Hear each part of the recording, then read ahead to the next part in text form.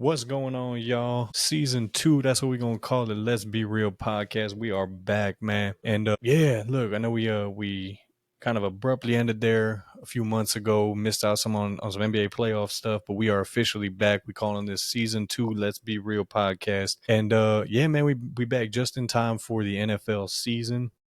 And so what we're gonna do today, we're gonna go over to my predictions for the NFL season and let y'all tell me how right or wrong I am. But that's what we're doing today. We're going to keep it nice and sweet for our first episode back. Just predictions through both conferences. We're going to give you who I think is going to end up in the championship games, the Super Bowl, as well as I'll give y'all my picks for some awards here at the end of the year. But look, a couple little changes. Obviously, being back in it. But one thing ain't never changed. And that's we always starting with the wine, y'all. And so first one we got for the second season, man, we got Belle Roche, which is actually one of my favorite kind of like more budget friendly wines. It's about $20. Look, French Cabernet, really, really good. More medium, more full bodied. Definitely get some like Blackberry Jam, some vanilla from the smells on it, as well as you just get a lot of like just fruit when you taste it. I think it's a great sipper. It is drier, so it's Cabernet. So me, I like full bodied, I like dry wines, but definitely a good one to sip on. And if you're not big on sipping on something like a Cabernet and just by itself, then look, with a steak or something like that, obviously this would be incredible. But Belle Roche, Cabernet, it's a 2021, but I've had a few different years of it. They're all solid, man. And so, look, we're back, like I said, and we're going to hop into it. Look, we're going to be back once a week again, man. Once a week, we're going to be going over the NFL stuff, any news in the NBA, obviously any other stuff that pops up in the sports world. But we back once a week, probably going to be on the weekends. Man, I appreciate y'all tuning in. And so we're gonna go ahead and get into it, man. And so let's start off. I know I said this is the predictions pod, but what we're gonna start off with is actually gonna be the Micah Parson saga. And so, a couple of things I want to touch here. So, number one, the article that came out recently about Micah and how his teammates feel about him and all this. And to me, this is just one of those things. It's weird, right? You never hear about things like this. We saw it a lot with Luka, right? Where he gets traded and then all of a sudden all this bad stuff starts coming out. Oh, he doesn't work out. He doesn't train. He doesn't do this. And now you're hearing the same thing with Micah as far as, oh, Micah, he wasn't a great leader. He divided the locker room. And here's my thing with that. If it hasn't come out ever before, my guess is it's probably not true. And this is probably Dallas trying to kind of get some things out there, justify the trade they did, which again to me doesn't make sense because if you've been following this at all, you would know that according to Jerry, they were locked up, they locked in. So Jerry thought he had signed Micah. And so why is it all of a sudden now, after you guys couldn't get a deal done, you trade him away, now he's no longer a leader, he divides the locker room, people are glad he's gone, the podcast rubbed people the wrong way. You was ready to sign him for $40-something million, what's reported a few months ago, 6 months ago, 5 months ago. And so to me, this is that article is a lot of the Cowboys trying to justify kind of just how poorly they've managed this whole contract negotiation. And look, I was on it last year with Dak. The Cowboys, there's one thing you can guarantee the Cowboys are going to do is fumble the contract situation and end up way overpaying. Congrats to them. They didn't do that this time. I'd been talking about it with somebody, but I said a couple weeks ago I didn't think this was going to get done after just how kind of publicly bad it got between Micah and Jerry Jones. I couldn't see a world where, now granted, I mean, Jerry comes up to him and says $50 million a year, probably having a different conversation, but I don't think there was going to be a reasonable amount of money Jerry could have offered him to bring him back to Dallas after kind of how everything went down. So, and look, let it be a lesson, right? And not even just football and anything. Sometimes you have to choose just yourself over a few extra dollars, right? And I think, could granted, like I said, I don't think Micah would have had an offer to beat what the Packers are going to give him from the Cowboys. I think Jerry was pretty stuck in on his handshake agreement, which again, by the CBA is not allowed, but we're going to slide by that. The fact that Jerry definitely broke the rules on this.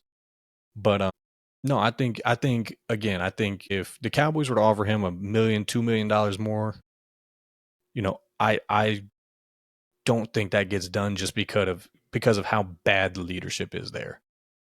And so, congrats to Micah. Glad he got that money.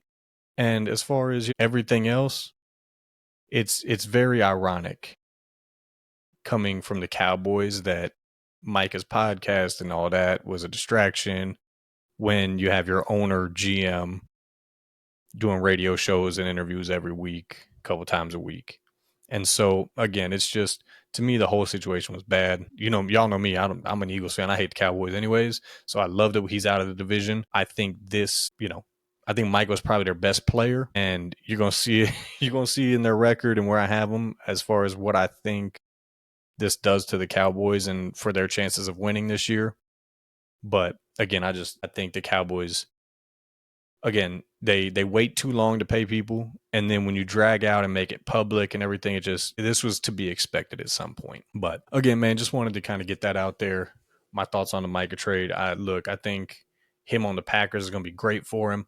I think he's going to make that defense very, very good. And so I think the Packers kind of elevate. We'll talk about it more as we get to them, but I think it definitely is very helpful for the Packers, though. And look, man, we're going to start with the predictions. We're going to start in the NFC East. We're starting with where I got the NFC East. So we're looking at the Eagles, Commanders, Giants, and Cowboys. And so winner of this division, I got the Eagles, y'all.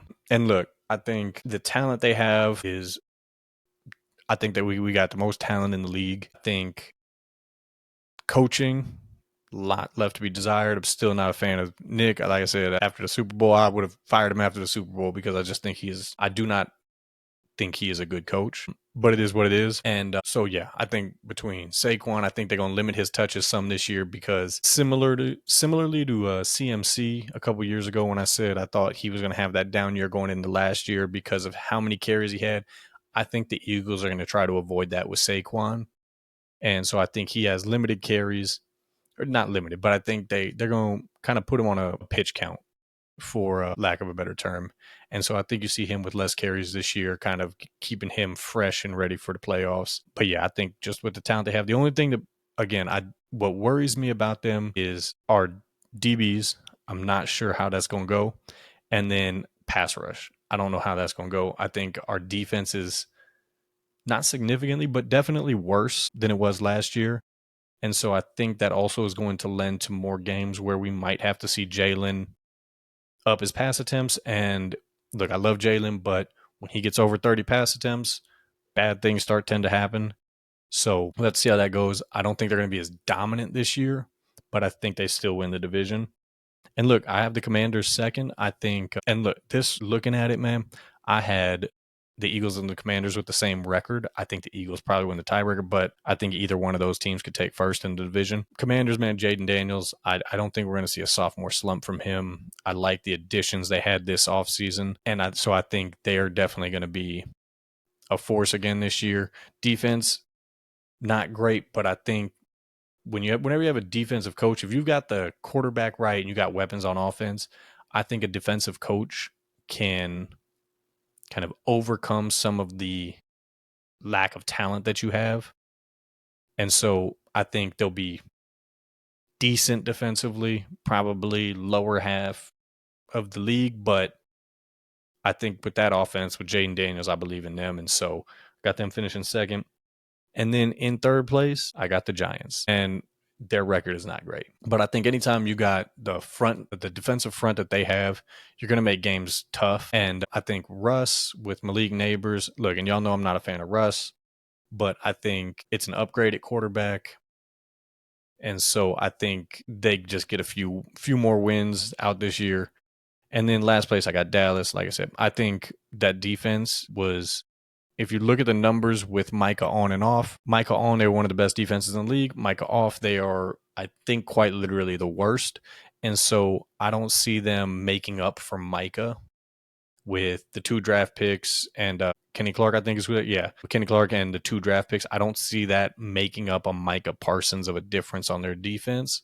And so I think that defense is going to be terrible. And I think their offense, I mean, you have Dak, who is, 10-ish to 12-ish quarterback in the league. CeeDee Lamb, who's a solid receiver. Ferguson's a cool tight end, but outside of that, no running game. I just think it's going to be shootouts all year. Dak, CD, Pickens, George Pickens, probably great for your fantasy team. I don't see it translating to wins, though. Next, man, we're going to go over to the NFC West. So from east to west, man, we got winning the division this one, I got the Rams. So the Rams, this one was a tough one for me, especially with the Stafford news. I always thought it was maybe a little bit, they were embellishing the injury a little bit until I saw he was getting the shots in his back. And when I saw that big old whatever bus they brought in for him with the advanced medical treatments, that worried me a little bit. However, I think Stafford has shown that he plays through injuries. He's tough. And so I think with that, Puka, Kyron Williams, McVay, I think their defense is young, solid, especially with Verse. I think they win that division pretty easily. Like, not a crazy runaway, but I think they win that division no problem.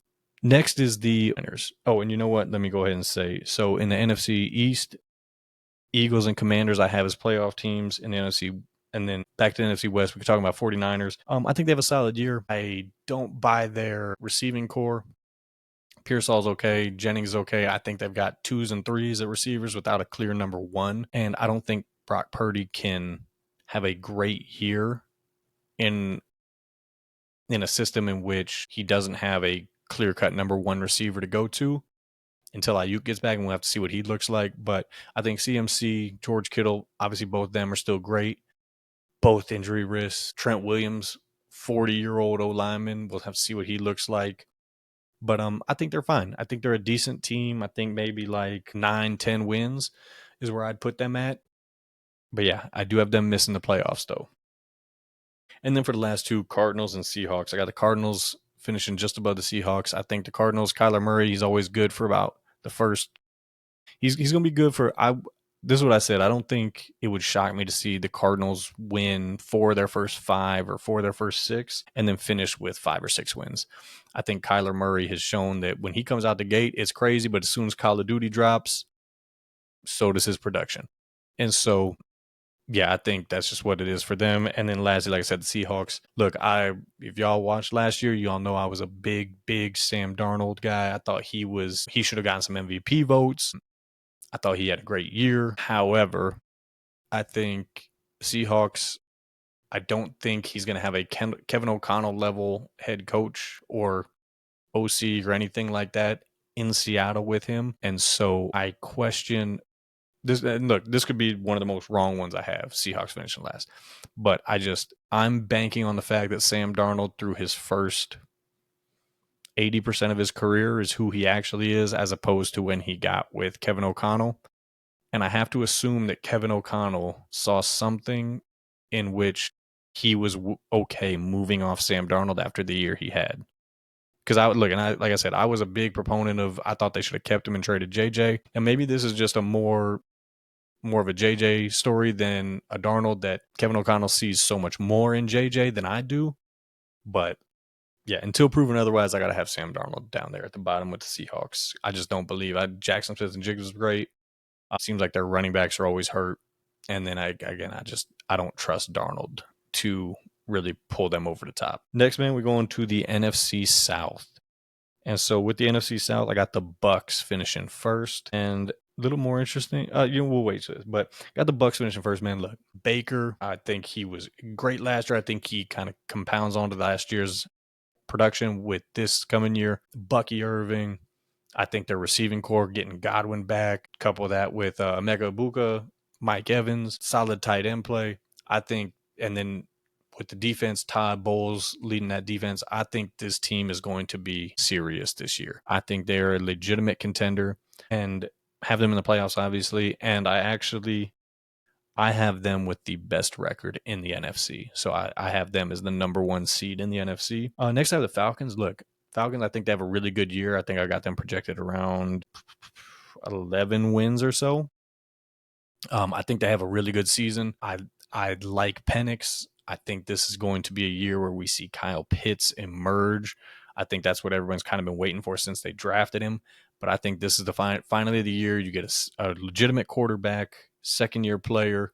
I think this is the year we see him pop, and I think this is the year we see the Falcons pop. Next, got the Panthers. Look, Panthers, Bryce Young. Hope he keeps on with what he was doing at the end of last year. I just don't really see it. I don't think they've got the talent. I don't really believe in anything the Panthers are doing. So got them in third place in that division. And then down at the bottom with what I project to be the worst record in the NFL this year is the Saints. What can I say? You had a quarterback competition and Spencer Rattler won. That's all you need to know about that division and that team. And then lastly, man, look, NFC North, I think, again, this is probably going to be the toughest division in the NFC. I have 3 teams here going to the playoffs. So I got finishing in first place, and I want y'all to know with this team, I really tried to find a way for them to not finish in first place because I believe when you lose both your coordinators, you're due for a down year. But I just couldn't see it, and so I'm going with the Lions winning the division again. Look, we'll have to see what it looks like without their 2 coordinators, Ben Johnson on that offense. The offense is what really worries me. You know what? The defense, too, after with all them injuries and the way they were able to keep it together, I think that was an incredible, incredible coaching job from their DC last year, the Jets coach now. Anyway, but I think it was an incredible coaching job. But what really is going to worry me is the offense. And Jared Goff without Ben Johnson. Ben Johnson brought a lot of big hitting plays to that team. And so we're going to have to see how that pans out. But I think with the talent they have, that I think they finished first in this division. Next one is I got the Bears. And look, I got the Bears and Packers. I got them finishing with the same record as well. So, pick your poison, second or third. I'm going with I'm going with the Packers finishing ahead with the tiebreaker. Look, I think what they did, like I said, with Micah is great. I think that defense is going to be something really, really something to worry about every week. The only reason I've been waffling with it is I'm still not a believer in Jordan Love. And I've been on this for the last few years. He is just one of the quarterbacks in the league where I think he's just as likely to go out and win you a game by himself as he is to lose you a game by himself. I think he relies on the arm punts, the 60 yards and 60 yards high throws that his guys just come down with. And I think when you rely on that as a legitimate kind of bailout play for you, that I'm going to have questions about you and whether you can win at a high level, and especially in the playoffs, because you can't win consistently doing that. I like the Golden pick. I think he could definitely be a great receiver for them and like a legitimate number one. And so this year, I think it's really going to come down to Jordan Love with how these Packers finish. I think we all agree the coach has proven that defense, I think, is going to be amazing. Receiving core is going to be great. And so, again, I think this is the year where it's no excuses for Jordan Love. If they don't contend, I think the reason why you see them kind of fizzle out or maybe lose a playoff game or whatever is because Jordan Love loses it for. All right, next I have the Bears finishing third in the division. Look, I love the Ben Johnson hire. I think that was incredible pairing him up with Caleb. I think we do see a much more improved Caleb. And what I'm going to say is this too, because I've seen a lot of Caleb stuff out there over the last month or so. I feel as though a lot of people watched Caleb last year and forgot exactly what it looked like. And then this year, somebody on TV went out and said he was terrible last year, or not terrible, but he didn't have a great year last year. I would challenge you to go really look at what Caleb did last year. It was far from a bad year. He had a solid year as a rookie. Now, Jaden Daniels had one of the best rookie years we've ever seen. Was Caleb doing that? No. But as far as production from a rookie quarterback, Caleb's rookie season was a good season. It was a solid season. And so I think with the addition of Ben Johnson, shoring up that offensive line, I think we see a much better Caleb and a much better Bears team with all those weapons. And so, again, I got them in the playoffs as well with the Packers and the Lions. And lastly, I got the Vikings. Look, this is really just, I love Kevin O'Connell. I think he's one of the best coaches. Love Flores. I think he's one of the best defensive coaches out there, and he's going to have an incredible defense this year. I just do not believe in J.J. McCarthy. Again, like I said, I think this one, along with that Seattle one, it may end up being like my worst pick. And what I will say is this: look, if McCarthy ends up playing really, really well, and the Vikings do something this year, I think Kevin O'Connell kind of cements himself as probably in that region of top 5 coaches in the league. But again, I wasn't a big buyer on JJ McCarthy coming out. I'm still not a big buyer on it. And so I think weapons are great, head coach is great, defense is going to be great. For me, it's really just I don't trust JJ McCarthy. And so, look, next we're going to go, before we hit the AFC, we're going to touch on 2 awards first. So we're going Offensive Player of the Year, Defensive Player of the Year. And so my prediction for Offensive Player of the Year, I am going with Bijan. Like I said, I think the Falcons get about 11 wins or so, and I think Bijan is going to be a big reason for that. And so I think he has a monster year, and just running the ball, catching the ball, touchdowns. I think he's all-purpose yards. I think he is going to be a monster this year. And so he's going to be my pick for Offensive Player of the Year. Defensive Player of the Year, we haven't touched on the team yet, and I don't have them in the playoffs. I don't think. I have to double check. But I'm actually going Max Crosby. So here in Vegas, man, we're going Max Crosby. And I'm not happy that I got to say anything good about the Raiders because I can't stand the Raiders. But I think Max Crosby, I think this is a year where with the way their offense is, I think that offense is going to put up points. And I think because it's going to be some more shootouts, I think Max Crosby is going to get a lot more opportunities to get some sacks, get some QB hits, get some pressures. And so I think he's going to have a really, really great year. And I think that's going to lead to him getting that Defensive Player of the Year. All right, man. And so next, let's go ahead. We'll move into the AFC. And so starting in the AFC East, man, winning in this one, same story as usual. I got the Bills. Josh Allen. What do you want me to say? I don't think the rest of the team is great. Keon Coleman, I think he has an opportunity to be a really good receiver, but we got to wait and see how that goes. The defense, I think, is very just okay. When I look at the Bills, to me, I don't see a unit outside of obviously the quarterback, but I don't see a unit that gives me any wow. Running back, James Cook, I think he's good. I don't think we're going to get a repeat of last season. Wide receivers, I think they got a bunch of C+, B- guys, depending on what Keon Coleman is. Defense, I think it's going to be good. Like it's just, but none of their units really, I'm like, okay, that's where they can dominate this year outside of the quarterback. So look, testament to Josh Allen and how great he is because I have him winning the division and I don't think he's got a great team. And which is, look, it's a big reason why last year he won the MVP and I had him winning the MVP. Next, man, and I obviously Bills in the playoffs. Next, man, I got the Patriots. And so I got them. Look, I think Vrabel, I'm a big fan of Vrabel. I was pounding the table for the Eagles to fire Sirianni, hire Vrabel last year. I think he's incredible.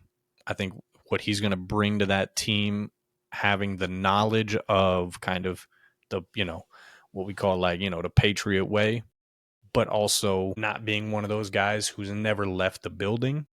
Like the fact that he went out, coached somewhere else, was able to do that, had success in Tennessee with Ryan Tannehill as his starting quarterback and made playoff runs with that.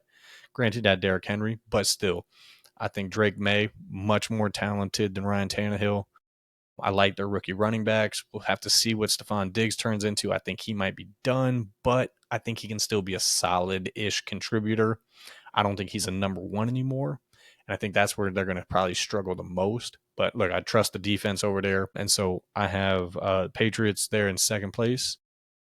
Next, we got the Jets. Look, Aaron Glenn, head coach. For if you were watching earlier. No, I think Aaron Glenn, I think this is a culture setting year. Look, I want to believe in Justin Fields so bad because when they came out of the draft, I thought he was going to be really good. And so I'd still love for him to be. I just don't see it. I don't see it. I don't. And I think the Jets, it's just, again, I think this is going to be a big time culture setting year for the Jets. I think they win about maybe 5 or 6 games and, chalk it up as a solid season after, everything they've been through. And it's, again, it's establishing a culture so you can build on that, similarly to like where he came from, the Lions being bad, bad, bad. Establish, you get Dan Campbell there, establish a culture and hit on some draft picks, make some good moves, and then all of a sudden you're contenders. And so I think that the Jets are kind of in the starting stages of that now. And then last place, Dolphins, which I'm sure is probably going to shock some people. Look, my thoughts with the Dolphins here are, I think they have too many things that I think could go wrong and have a somewhat good likelihood of going wrong for me to believe that they can be a good team, if that makes sense. Like, it doesn't even have to all go wrong, but I think like Tua, obviously a big time injury risk. He gets hurt, that could kill their season. I think the just overall, for lack of a better term, vibes of the team is not great, which I think the locker room's not in a great place. I think how they view the head coach isn't great. And look, I love Mike McDaniels. I think he's one of the best coaches in the league, but it's just, the reports are he's more of a friend than a coach, which is tough. And then I think Tyreek ends up getting traded at some point this year. I don't think he's around for the full year. And so with that, again, I just think there's so much turmoil and so many things that could go wrong that could lead to them having a flop of a season. And so I'm banking that one or two of those things will be happening. Next up, man, we got the Ravens. Oh, AFC North. We got the Ravens finishing first place. I mean, again, what do you want me to say? Probably the second most talented roster in the league. And you got Lamar Allen. You got Lamar Jackson. As far as, look, we're looking at regular season right now, and Lamar Jackson puts up video game numbers every year. So, yeah, I think between Lamar Jackson, Harbaugh, Derrick Henry, who, look, my thoughts on Derrick Henry is this is probably the year we see some regression, but we'll have to wait and see on that. I think the defense, what it showed towards the end of last year, I think is really good signs. Still don't have a great receiving core. We'll have to see kind of how they bounce back from how they lost last year. But look, I still have them first place in that division and clearing it by a pretty good ways. Next, I got the Bengals, man. And look, I got the Bengals. They're hovering around 500, 9-8, 8-9. I think when you look at the Bengals last year, you had a spectacular season from Joe Burrow, a spectacular season from Jamar Chase, and it wasn't enough to get them in the playoffs because that defense was so bad. I think the defense is probably going to be worse this year, and I think to expect Joe Burrow and Jamar Chase and T. Higgins to have a season as great as they did last year, which is one of the best offensive seasons, I don't think you can expect top tier offensive production 2 straight years. And so, like, look, their offense is still going to be incredible. Probably still going to be one of, if not the best in the league. But when I'm talking about the numbers they put up last year were insane, I don't think you can expect insane numbers 2 straight years. And I think with a worse defense, I just can't. I don't have them making the playoffs. I think they miss it out by about a game again this year. And so, yeah, that's where I land on the Bengals. Next up, we got the Steelers. Bottom of not very many wins. I think this is the year where we see Mike Tomlin lose his winning season streak. Look, it's a weird fit to me. Like, I think the defense will be all right. I think it'll be worse than last year. The offense, like, do you upgrade at quarterback? I don't know. I mean, you get Rodgers, but what is Rodgers at this point in his career? The last 3 years, he hasn't really shown us that he can be anything that contributes to winning. I think the DK Metcalf thing is interesting. Obviously, a crazy, crazy good talent, but I think the fit between him and Rodgers is a little odd. Rodgers seems like a very precision tactician. Like, look, we saw it last season with Mike Williams, where Mike Williams was in the wrong spot on the field and Aaron Rodgers calls him out. again, DK Metcalf isn't known as somebody who is a precision route runner. And so again, it's a weird fit to me. I don't think they have a good running game this year. Their offensive line is, kind of and so I think that we finally see that streak snapped from Tomlin, and I think Rodgers, this probably is last year. And last we got the Browns, man. Like, look, they're the Browns. Like, there's just so many ways you can go with it, but saying they're the Browns kind of covers it all. I think you have clear turmoil between the owner, the GM, and the head coach. It's just they have 4 quarterbacks on the roster. I think Shadur's probably the most talented one. And I don't know if he really gets a shot because look, I saw this somebody I really, in this, like, in the sports field that I respect, I really like, typically agree with a lot of their takes. He went on and was saying that there's no conspiracy against, Shador. And look, I don't think there's a conspiracy at this point, but when he said there's no, and I've heard this from a lot of people, but there's no incentive for Stefanski and the GM to not have Shador succeed.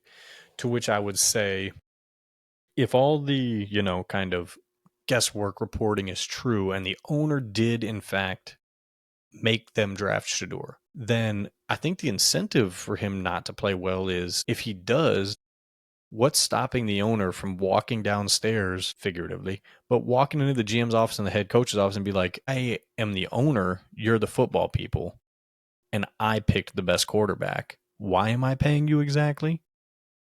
And firing them. So they do have a much more vested interest in Dylan Gabriel playing well and succeeding than they do in Shador playing well and succeeding. And I think whenever you have that kind of dynamic or anything, I mean, on top of just being the Browns, you have that dynamic in the locker room and in the organization. It's just, can't be great, can't be good. And so just to kind of recap, we got the Bills playoffs. Shocker, I have the Patriots in the playoffs.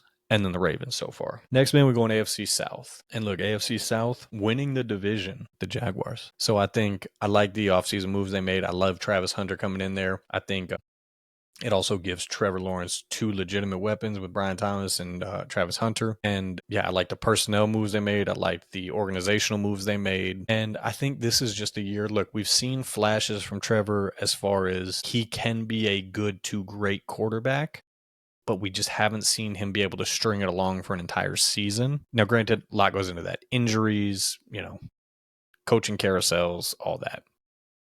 But I think this is, again, it comes down to, it's similar to another guy we're going to talk about later, but similar to Justin Herbert. I think it's the talent and, how great I thought you were in college, all that. That can only take you so far before it's like, you got to prove it in the NFL now. And that's where Trevor Lawrence is at. Like, you got to prove it. And I think this year I'm betting that he will. I think with the schedule they have, Trevor Lawrence having a great year, I think they win that division. Next, I got the Texans. Again, CJ Stroud, great. Solid wide receivers. Only thing that worries me about this team is that offensive line. That offensive line can be a detriment to the team, but I think with CJ, their weapons, and how great that defense is going to be, I think it's enough to overcome that offensive line, and so I have them also in the playoffs there. Next, I actually got the Titans. So Titans, I think they have a solid year. I like just kind of the direction they're heading. I think while I wasn't a huge fan, what's the quarterback's name? Goodness, blanking on it. But no, I think I wasn't a huge fan of the quarterback they drafted number 1 overall, but I think he does have talent. He's not I don't think he's like some can't miss crazy prospect, but I think he's good enough to get them a few wins and have a solid year. And then the last place, I got the Colts. Again, I mean, quarterback room just barely better than the Saints. So I think you can have great weapons all you want, but if you don't got a quarterback that can get the ball to him, it's hard for me to believe in you. And so, I got the Colts finishing in last in that division. And then last, man, we got the AFC West. And so, look, We'll talk about it here in a minute. First place in the division, I got the Chiefs taking it again. I think they're better this year than they were last year, especially once they get Rashee Rice back after his 6-game suspension. And I think they can kind of just, I think they can, I mean, we've seen them when they got to the Super Bowl without him. I don't think they're going to have an issue with Xavier Worthy coming back better. Travis Kelce looks like he's a little bit more engaged with football this offseason. And look, that's not a shot. Like I thought he was. I didn't think he was disengaged, but he came out and said he had a lot of stuff going on. So I think him coming out saying that gives validity to it clearly. And so I think him a little bit more locked in. Super Bowl loss, Mahomes, Andy Reid, that defense, I think they and with what seems to be a clear kind of decision that they are going to try to be similar to the Chiefs of old, where they're going to put up points. Jonathan Simmons, that left tackle that they got, from everything coming out, sounds like he's, looking incredible. And if you give Mahomes time, even without great weapons, he does incredible things. And so I think we can look at another year like that for the Chiefs. Next, I got the Chargers. Look, again, similar to Trevor Lawrence with the Justin Herbert thing. It's time to at some point you got to show us what you can do. I can't just sit there and be like, well, the talent, the arm talent, and the athleticism. Like at some point, it becomes time to put up or shut up. And again, I think this is a year for him as well. You got Harbaugh. I think you got a good running game. You got a good defense. Offensive line is incredible. Like no excuses this year for Justin Herbert, and I think they get it done. I got them in the playoffs as well. Next, I got the Raiders. Actually, look, I like Pete Carroll. I think when they first made the hire, I think I came on the podcast and I think he's the guy before the guy. I think he's going to set a great culture there. I love the Alvin Gentry pickup for them. We know Pete Carroll loves to run the ball, and so I think you can expect to see Gentry have a really good year. I like Geno, and so I think they have a good year. Hover just below 500 if I had to guess.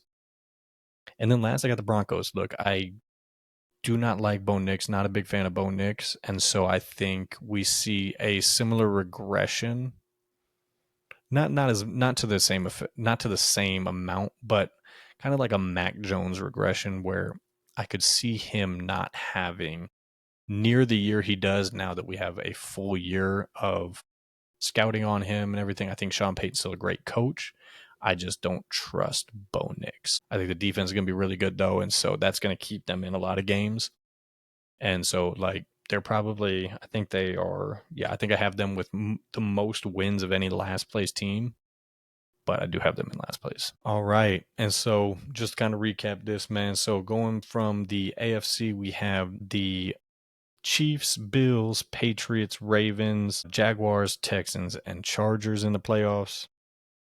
In the NFC, we have the Eagles, Commanders, Lions, Packers, Bears, Bucks, and Rams in the playoffs. And so we'll go ahead. I'll give you my predictions for the MVP here. And MVP, look, I think I kind of spoke on him having a resurgent kind of year with kind of what they're looking to do. And so I think this is a year where Patrick Mahomes gets back in that MVP race and wins it. I think with what seems to be a clear emphasis on wanting to score more, and with Xavier Worthy being able to make big plays, with Patrick Mahomes getting more time to let those plays develop, with Rashee Rice coming back and working all that intermediary, and then Kelce having a couple really big games here and there when they need him. I think the Chiefs end up playing well, and I think Mahomes ends up playing really well and has another crazy year. And then for my dark horse MVP, Baker Mayfield. Like I said, I think they have the Bucks with the weapons they have. I think he's primed for an incredible year.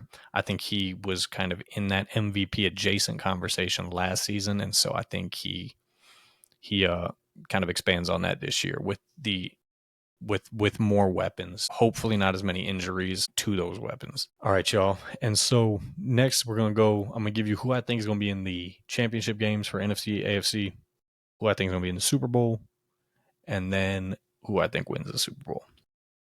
So for the AFC, I think we get a classic again. We get Chiefs and Bills.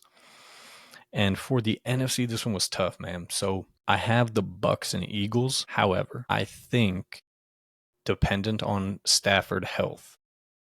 If Stafford stays healthy, I could see the Rams sliding into one of those spots. And so Chiefs, Bills, Bucks, Eagles with the caveat of the Rams. And then for the Super Bowl, man, look, I'm going to go with the AFC first. Now, when I was going through this pre-draft, everything like that, my thoughts around the AFC was I think the Chiefs will have a good year. However, I think it's akin to the last time they had lost a Super Bowl where you'll probably see some regression and some pullback as far as not going to the Super Bowl the next year. I think that coupled with the fact that when you look at Josh Allen, Lamar Jackson in the AFC, Patrick Mahomes is not going to make every Super Bowl. And so Josh Allen's going to get to probably one or two. I think Lamar will probably end up getting to one or two. And so for me, everything just kind of added up to the Bills in the Super Bowl. However, when I really, really looked at it, going back to how I felt about the Bills, where I don't think they have any unit that is spectacular, I can't see the Chiefs losing to them. And so I have the Chiefs back in the Super Bowl. And then on the other side, because of the concerns with the secondary and the pass rush that I have, and I think that at any minute the team could emotionally implode, I have the Bucks going to the Super Bowl. And Bucks Chiefs rematch, and I have the Chiefs winning that. And so I think we see the Chiefs with another Super Bowl, Mahomes with another MVP, Super Bowl MVP. Yeah. So that's my the predictions we got for this year, y'all. Look, obviously we're gonna have this on YouTube. Let me know in the comments how y'all feel about it, what you think is right, what you think is wrong, where you think I'm just crazy and nuts. I already know some of y'all gonna come after the Jags for that one. But no, look, at the end of the day, I appreciate y'all. Look, like, subscribe, comment, interact with our posts, man. Like I said, we're gonna be back weekly again. We're getting this one out on Wednesday because obviously we have football starting on Thursday, but should see us back every weekend, kind of giving recaps and giving thoughts on the games coming up. And so, look, I appreciate y'all as always, and see y'all next time.